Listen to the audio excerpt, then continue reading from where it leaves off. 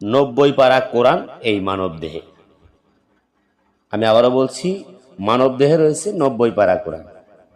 তার মধ্যে 5 আত্মায় 25, 5 জাত, 7 সিফাত, আহাদ, আহম্মদ, মোহাম্মদ মিলে 40 পারা। এগুলোর ফজিলত মিলে 60 পারা। অনেকেই বলে 90 পারা, তবে 90 পারা একসাথে মিম মহলে নাজিল হয়। আমি আবারও বলছি, এই 90 পারা একসাথে শুধু মিম মহলেই নাজিল হয়। এখন এই চলে আসি মিমের বিষয় নিয়ে। এই মিম মহলে যে নাজিল হয়, এই বিষয়টা কিন্তু সবার বুঝতে কষ্ট হবে।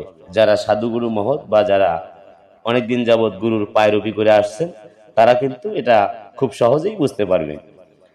তারপরে যদি কোনো ব্যক্তির বুঝতে কষ্ট হয়, অবশ্যই একজন হক্কানি আলেমের কাছে গিয়ে বা একজন পীর মুর্শিদের কাছ থেকে এই মিম মহলের ঘটনাগুলো জেনে নেবেন। তাই আমি আবারও বলছি, 90 পারায় একসাথে মিম মহলে নাজিল হয়। এই মিম ঘোমটার আড়ালের সকল রহস্য এই মানব কোরআনের জবানে আছে। তাই তো বলে আনাল হক। আশা করি আলোচনাটি সবাই বুঝতে পেরেছেন।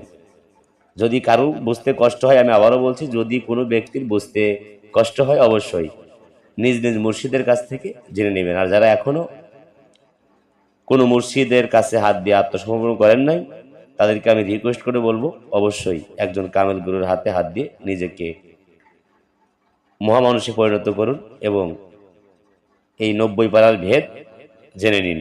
সবাই ভালো থাকবেন, সুস্থ থাকবেন। খোদা হাফেজ। জয় গুরু, জয় হোক পাক পাঞ্জাতন, আহলেবার ও বিশ্ব মানবতার।